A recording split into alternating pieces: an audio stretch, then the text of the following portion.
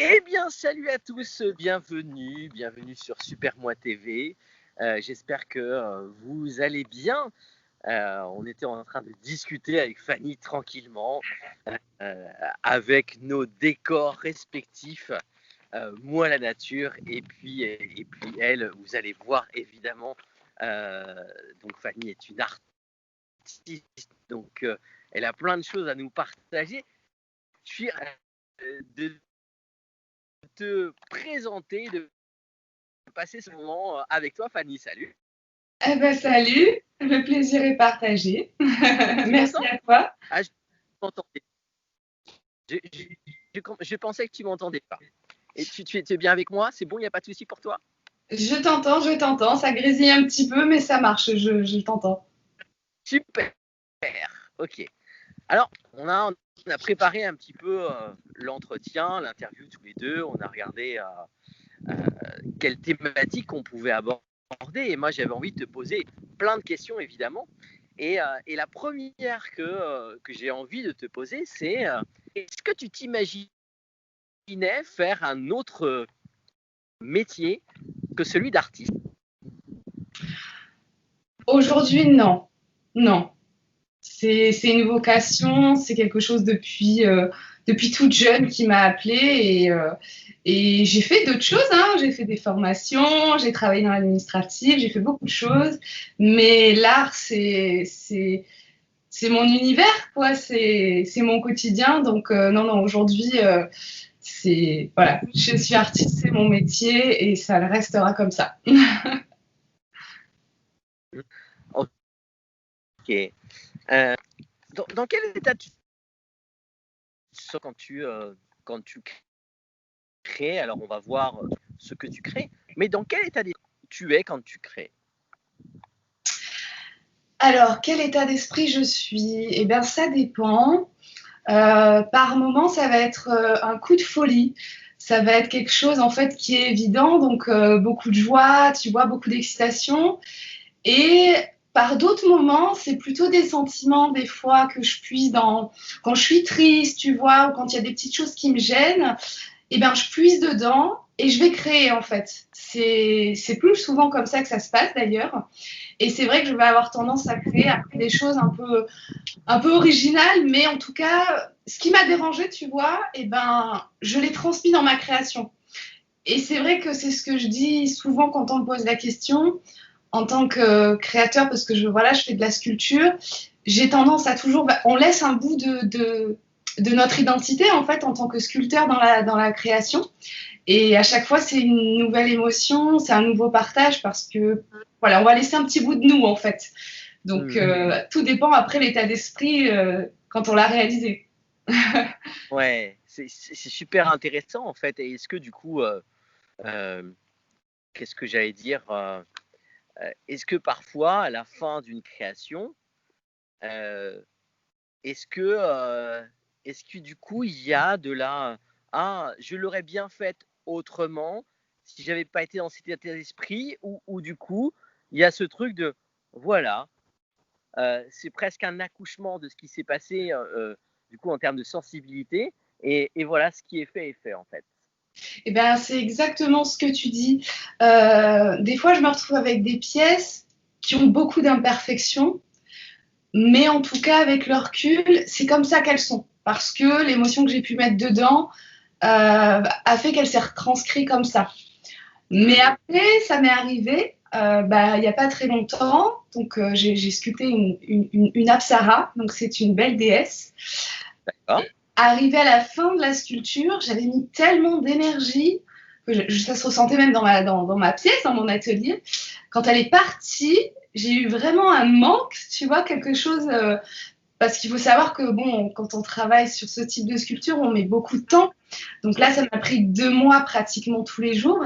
Et quand elle est partie, j'en ai presque pleuré, quoi. C'était, Ouais. elle est partie. Enfin, c'était. Alors, elle avait ses imperfections, tu vois. Mais en tout cas, ouais, c'était une belle expérience à vivre. Récemment, en tout cas, c'est vrai que ça m'a surpris, mais c'est des émotions qu'on peut ressentir. Tu en parles comme si tes créations étaient des vrais personnages vivants. Bah, j'ai l'impression en tout cas. Du coup, non, sauf si du coup, oui, il y en a certains qu'on peut un petit peu mettre un peu de mécanique, donc on peut les faire parler.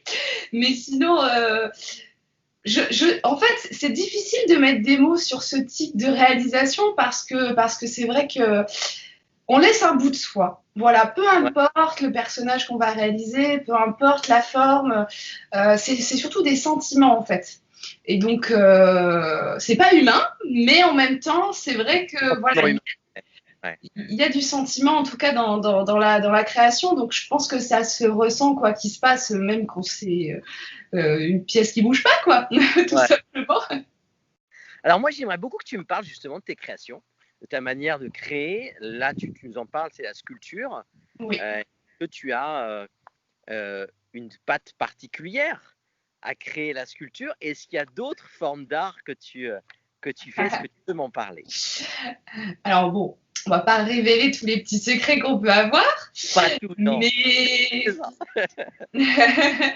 après, chaque sculpteur a ses techniques.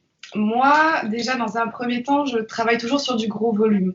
D'accord. J'ai besoin, quand je vais toucher, si tu veux, un objet, que je vais commencer à créer sa forme en 3D, j'ai besoin que, voilà, au niveau du toucher, ce soit quelque chose de réel. Par exemple, quelque chose de tout bête, si je veux réaliser une bouteille d'1 litre en copie conforme, j'ai besoin que voilà, ça soit exactement le même modèle. En miniature, c'est un autre travail, donc pour moi, c'est beaucoup plus compliqué. J'achète des gros blocs de polystyrène, tout simplement parce que c'est très léger et que c'est super quand on veut tailler dedans. On le taille, je lui donne à peu près la forme en 3D que je vais avoir besoin sur toutes ses faces, tu vois. Ouais. Et ensuite, je vais travailler vraiment dans les détails. Et puis après, c'est beaucoup de travail avec des résines. Donc, on a plusieurs sortes de résines pour recouvrir la pièce, l'imperméabiliser. Et puis après, s'amuser à la peinture et à faire vraiment, voilà, comme bon nous semble. Mais voilà, après, c'est beaucoup de travail de résine et c'est ça qui est très, très, très long. Qu'est-ce que tu appelles, toi, la résine, pour ceux qui ne sont pas tout à fait artistes? Alors, après, il y a plusieurs sortes de résines. La résine, alors, on va avoir certaines qui vont nous permettre d'imperméabiliser. Ça va bien se passer. Donc, c'est-à-dire que du coup, c'est des sculptures qui peuvent être en extérieur, donc elles prendront, elles peuvent prendre la pluie, tout ça, il n'y a pas de souci en termes de durée. Ouais. Donc, on a aussi, je vais en donner quelques noms, Il y a la résine époxy, qu'on peut retrouver, ce côté très effet vert, qu'on peut avoir des fois, même sur certains qui font des créations de bijoux, ils en utilisent. Ouais. Après, on a pour les moulages plus particulièrement la résine polyuréthane. Donc ça permet de créer des coques, en fait, si tu veux, pour pouvoir faire donc des moulages de pièces, tout simplement. Est-ce que c'est utilisé parfois pour des masques humains, tu sais? Ça te parle ou pas? Des masques humains. Tu sais, quand, parfois dans des films à sensation, etc., il y a des on voit parfois les acteurs qui sont grimés et on leur met effectivement des couches dessus et qui prend complètement la forme du visage. Alors, c'est ça ou pas? Non, ça c'est ce que tu m'appelles. Ça c'est du maquillage FX. Maintenant, je connais aussi du coup parce que j'en ai fait un petit peu et j'ai rencontré une artiste qui en fait régulièrement et c'est juste incroyable. Et c'est vrai qu'ils utilisent en fait du silicone, donc c'est des petites pattes de silicone qui permettent vraiment d'épouser la forme du visage et avec ça on fait ce qu'on veut. Et d'ailleurs quand on fait des moulages en fait de création, on utilise en fait donc du coup tous les composants qui permettent de créer le silicone. Comme ça on peut d'une pièce à une autre donc la réaliser. Et pour le maquillage, c'est pareil. On utilise du silicone comme empreinte. C'est un travail qui se fait après donc avec du maquillage de ce que tu me dis. Et du coup, après, c'est remis directement sur, par exemple, l'acteur, comme tu dis dans les films. Et voilà. Mais après, c'est des petits composants qu'on retrouve dans beaucoup de métiers. Donc ouais, c'est assez commun, mais pas évident en tout cas à retravailler. Ouais. Donc là, toi, ce qui te fait vraiment vibrer, c'est effectivement la sculpture. Principalement, c'est la sculpture dans mes réalisations. Après, je fais un peu de peinture, je dirais moderne, sur voilà, du pop art, mais je me prétends pas peintre. Ça, c'est vrai. Qu'est-ce qu'il y a derrière toi? Oui, voilà, bah là, vous êtes du coup dans mon petit atelier voilà, de peinture. Et ça, c'est par moment, en fait. Un jour, je vais me lever un matin, je vais me dire, tiens, j'ai ce visage-là, il faut que je le peigne, je vais faire quelque chose. Donc, je fais vraiment voilà, de la copie, on va dire, la copie conforme de portrait, mais que je mets sur toile et sur papier, en fait, comme ça, je le retransforme Ouais, de façon pop art, en fait. ouais. Et voilà, c'est ma petite signature. Ça fait de temps en temps, j'aime bien. Voilà, ça permet de changer un petit peu en termes de création. Moi, j'aimerais que tu nous parles de. Je sais que les artistes euh, ont souvent la tête dans les nuages et c'est plutôt génial. Euh, Moi, j'aimerais que tu nous parles de tes inspirations. Qu'est-ce qui t'inspire, toi, en créant? Comment ça se passe? Est-ce que c'est le quotidien? Est-ce que c'est tes voyages? Est-ce que ce sont les rencontres? Qu'est-ce qui t'inspire souvent, toi? Alors moi, bon, un peu comme tout ce que tu dis, bien sûr, voilà, ce qu'on est amené à voir, ou certains souvenirs, comme tu dis, de certaines choses qu'on a pu voir qui nous ont marqués, donc bien sûr. Mais après, j'ai un petit, je dirais mes rêves, parce que tu vois, à côté de, sur mon chevet, j'ai un petit livre avec un petit crayon, et en fait, j'appelle ça le cahier de rêve. Et c'est vrai que quand des fois, tu sais, on est vraiment sur ce petit moment entre le moment où on va se réveiller et le moment où on dort encore, Ouais, on a plein de choses qui se passent. Et ce ouais, que je fais généralement, alors bon, c'est horrible parce que des fois c'est illisible, j'arrive pas à me relire, mais je prends tout de suite en fait ce cahier et je vais écrire en fait ce qui me vient. ouais, Et quelques heures après, je reviens dessus et je me dis là, ça, il faut que je fasse ça. Et après, c'est des petites choses qui viennent. Ça va être une couleur. Je vais sortir dans mon jardin, par exemple, et puis si je vois un oiseau passer d'une couleur particulière ou quelque chose qui me vient comme ça, c'est là que je vais composer après, tu vois. ouais. Et c'est parti. Après, je pars dans ma création, dans ma tête, un petit peu comme tu dis, hein, dans les nuages. Mais c'est vrai que c'est génial, c'est hyper intéressant ce que tu dis par rapport au rêve, parce que il y a tellement d'éléments quand on rêve, et c'est vrai que un petit peu d'ailleurs comme une création, c'est-à-dire que à part que la création, elle reste, elle est du domaine du solide, mais le rêve, bah voilà, on l'a eu et il s'en va en fait. Et c'est C'est ça. génial de pouvoir penser à cette idée parce que parfois on y pense, on aimerait aller récupérer ce bout de rêve et On on oublie oublie, de oui, prendre le oui, on le papier, de fait. tout ça, et on se dit, on va s'en souvenir, c'est sûr, c'était tellement génial qu'on va s'en souvenir. Et en fait, il s'échappe. Et toi, tu arrives à le récupérer, c'est cool. Bah c'est, tu vois, voilà, je te partage cette petite technique et puis à tous ceux qui vont regarder du coup cette vidéo. Mais c'est vrai que c'est super intéressant parce que même des fois quand je reviens dessus quelques heures après, je me rappelle pas, tu Ouais, vois. ouais, Mais je sais que c'est là. Donc ouais, ouais. j'essaie de puiser au maximum là-dessus et beaucoup dans mes écrits aussi. Ça me sert dans mes écrits. Génial, génial. Euh, j'ai envie de te poser une question un petit peu plus personnelle, du coup. Euh, c'est quoi ton plus joli souvenir d'artiste? Alors, je te dirais que j'en ai deux. Ouais, Alors, celui le plus récent, ça a été quand j'ai fait ma première exposition là où je vis, en fait. Et j'ai vu des visages émerveillés. C'était en période de Noël. J'avais fait une petite exposition en l'honneur d'une association, donc Petit Prince à Paris. Et j'ai vu vraiment des visages émerveillés de voir ces sculptures comme si on n'avait jamais vu. Et j'avoue que ça, par contre, ça m'a vraiment marqué. J'en garderai un bon souvenir. hmm. Et après, j'en ai un deuxième. Alors, je pourrais Tu, pas tu- dire que tu veux développer le premier parce qu'il est tellement joli que moi j'ai envie d'en savoir plus, du coup. et par exemple, dans mes sculptures, alors je travaille aussi déjà avec un ami qui est sculpteur, donc c'est lui qui m'a Ouais, appris certaines techniques. d'accord. Il a un Ouais, univers à lui très fantastique, Disney, tout ça. Donc en fait, on s'est retrouvés sur ce d'accord. thème-là de Noël, de Disney, très féerique. Donc dis-toi qu'en fait, quand les gens sont rentrés dans la pièce, déjà ils ont vu des volumes très grands. Donc il y avait par exemple un Terminator qui fait plus d'1,80 m qui accueillait les gens avec un petit vocal avec la voix de Schwarzenegger. C'est juste Génial. super. À côté de ça, il y avait donc Catwoman, tu vois, pareil, hein, plus d'1,80 m, position très sexy. Ouais. Donc, tout de suite, c'est très frappant. Et après, voilà, les gens se sont retrouvés avec tous mes tableaux pop art les plus colorés, des nains de jardin partout, en mode Noël. Waouh. Assez grand, un peu plus d'1 mètre, tu vois. Donc du coup, pour Noël, donc des Pères Noël, enfin vraiment plein de choses. Et c'est vrai, quand ils sont rentrés, c'était waouh. Et moi, j'étais de voir leur visage, tu vois, je trouvais ça super. Ouais. C'est ça une satisfaction aussi en tant qu'artiste, c'est de voir que les autres, ils sont émerveillés en fait. De voir la réaction, ouais. C'est ça, j'avais mis une très très grosse licorne en plein milieu de la pièce. Les gens tournaient autour, ils la regardaient, c'était incroyable. Donc, ouais, ça c'était vraiment un beau souvenir. Et du coup, tu parlais d'un deuxième joli souvenir, c'était quoi?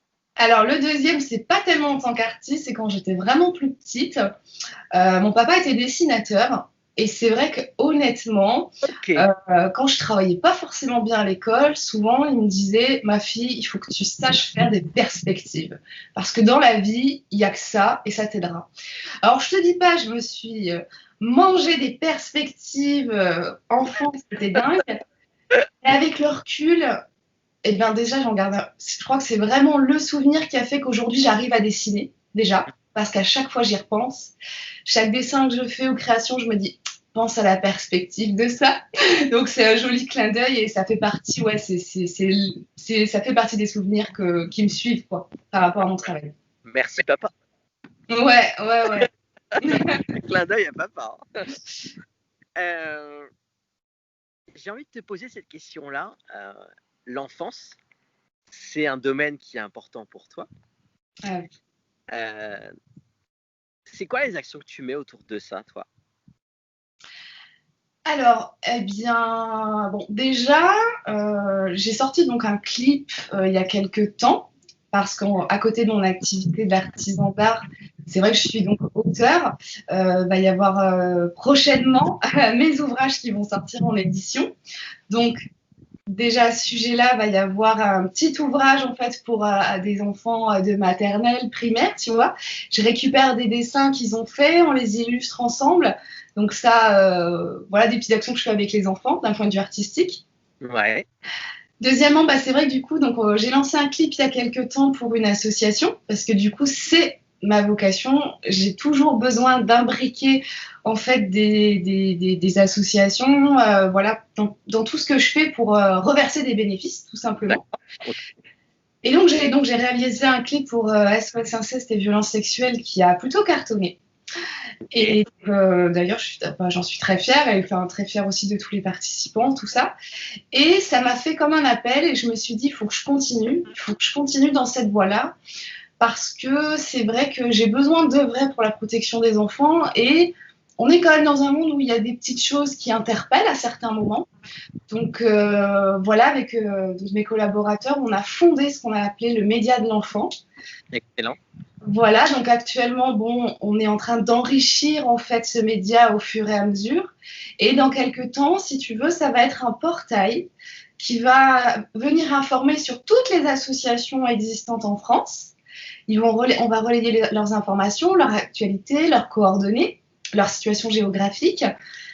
Et ce qui fait que du coup, par ce portail-là, on va pouvoir, tu vois, déjà, à ce qu'une association à un endroit et une autre puisse aussi échanger, puisse aussi faire des actions ensemble pour améliorer en fait certains systèmes et fonctionnements qu'il y a actuellement. Donc, on est en construction parce qu'on fait ça bénévolement, il faut le savoir, donc à côté de nos activités. Mais voilà, moi j'ai vraiment eu cet appel en me disant il faut que je fasse quelque chose, il faut que ma voix se fasse entendre, et donc on a fait cette action-là dans ce but-là, pour que dans l'avenir en tout cas il y ait quand même des changements ou des choses qui fassent qu'ils soient un petit peu plus protégés, quoi. Est-ce qu'il y a eu toi un espèce de tilt, un truc qui s'est passé pour toi ou peu importe, une espèce de truc d'injustice dans ce monde parfois autour de ça, où tu t'es dit il faut que je fasse quelque chose, quoi? Complètement, et surtout après la sortie de ce clip, parce que On était nombreux à recevoir des messages, mais donc du coup, j'ai reçu beaucoup de messages d'histoires en fait, hein, qui touchent principalement à l'inceste, donc des témoignages, des choses extrêmement bouleversantes. Et c'est vrai qu'au fur et à mesure que je parcourais ces témoignages, je ressentais beaucoup d'injustice. Beaucoup d'injustice, beaucoup de choses qui aujourd'hui sont mises en place, mais qui ne l'étaient pas il y a quelques années. Et c'est même pas encore suffisant, tu vois. Bon, après, je ne peux pas trop détailler, mais c'est vrai que voilà, il y a des associations qui sont là pour œuvrer pour la protection. C'est des associations qui sont dans le besoin. Ils ont besoin de se développer, ils ont besoin de fonds et ils sont pas trop aidés. Donc, j'essaie en tout cas au fur et à mesure, parce qu'il va falloir du temps, mais alarmer un peu sur ça en disant voilà, il y a des associations qui existent. Peut-être que notre gouvernement pourrait les solliciter un peu plus, pourrait leur donner plus de fonds, parce que y a des enfants qui sont vraiment dans le besoin, parce qu'il y a des familles qui sont vraiment dans des difficultés énormes, et malheureusement, il n'y a pas forcément de place dans des foyers où les suivis, c'est pas assez récurrent parce qu'il manque, il manque des éducateurs, ou enfin voilà, il manque plein de choses. Voilà. Et bon, la justice. En tout cas, moi j'ai vu ce clip, je l'ai regardé et il y avait beaucoup d'émotions, beaucoup de vulnérabilité et à la fois c'était aussi un vrai travail d'artiste en touchant. Bah, tu viens justement de le dire, artiste, parce que j'ai le statut auteur-réalisatrice, mais je mets bien des guillemets sur le côté réalisateur ou réalisatrice, parce que ça, c'est vraiment un métier particulier. J'ai des amis qui sont réalisateurs, voilà, c'est leur boulot, c'est beaucoup de budget, beaucoup de déplacements, beaucoup de choses. Ça, moi, c'est vraiment un travail d'artiste, en plus en plein confinement, donc ça a été vraiment quelque chose que j'ai fait avec le cœur, complètement, et avec les moyens du bord. Et c'est vrai que j'étais vraiment très émue, parce que quand on travaille, on ne se rend pas forcément compte, tu vois, des émotions qui peuvent ressortir. Et une fois que c'est parti, j'étais quand même très contente. Et d'ailleurs, je continue, hein, il va y en avoir d'autres qui vont sortir, puisque j'ai été sollicitée pour ça, et toujours pour des associations. Donc voilà, je vais continuer. Mais en tant qu'artiste, tu vois, vraiment, tu le dis bien, c'est vraiment le mot, quoi. Pas vraiment en tant que réalisateur professionnel. Là, c'est autre chose. Moi, j'ai une dernière question pour toi. Est-ce que, j'imagine que oui, évidemment, tout ça, tout ce que tu fais, ça doit être très certainement une forme de consécration pour toi. Mais du coup, est-ce que tu as un rêve ou des rêves qui te tiennent vraiment grave, hyper à cœur? Sacrée question. Alors, bien sûr, comme tout le monde. Maintenant, bon, effectivement, c'est plus trop un secret. Maintenant, voilà, c'est vrai que bon, j'ai une pathologie aux yeux qui fait que ça va être compliqué quand même dans les années à venir. Donc, je crois que mon rêve vraiment le plus précieux, ça va être de continuer à créer. Créer tant que je vais pouvoir le faire, tu vois. Ouais.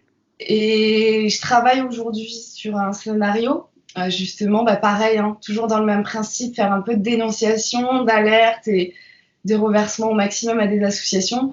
Si je pouvais, d'ici 2 ans à peu près, me retrouver dans une salle de cinéma pour pouvoir voir mon film à l'écran, ça serait un rêve prochain, mais ça serait un rêve aussi, de se dire, ça y est, j'ai travaillé, on est arrivé, et ça fait du bien à tout le monde, surtout. Donc, je te le souhaite de tout cœur. Voilà, créer le plus qu'on peut sans s'arrêter. Merci beaucoup, Fanny, pour ces moments rares et sincères. Ouais, très rare, je te le confirme. Merci, Franck, en tout cas. C'était un plaisir. Je te laisse le mot de la fin, si tu as envie de rajouter quelque chose. Ouais, je sais pas, qu'est-ce que tu veux Moi, j'invite les gens à justement à se libérer un peu, tu vois, de leur quotidien, des fois qui sont un peu lourds, on râle, on rentre d'une journée de travail, des fois on en a marre, tu vois, tout ça. Des fois, j'invite les gens à juste Prenez une feuille, prenez de la peinture, mettez-en partout, faites-vous plaisir, vous, vos enfants, levez-vous le matin, notez votre rêve, essayez de faire des choses. Et ces petites actions-là, on reste quand même dans du positif. Et puis quand on n'est pas bien, et ben du coup, on expulse, tu vois. Donc c'est une sorte de bienveillance. Donc voilà le mot que je pourrais dire à la fin pour être bienveillante. Mille merci à toi. Merci. Plein de belles choses, je te remercie beaucoup. À bientôt. Merci à vous tous qui nous suivez. J'espère que cette interview vous aura plu, évidemment. Merci de nous suivre. Merci de partager parfois aussi les interviews. Ça fait super plaisir. N'hésitez pas à vous abonner si le cœur vous en dit, évidemment. On vous embrasse, Fanny. Je t'embrasse très fort. Plein de belles choses à toi et à vous aussi. À bientôt.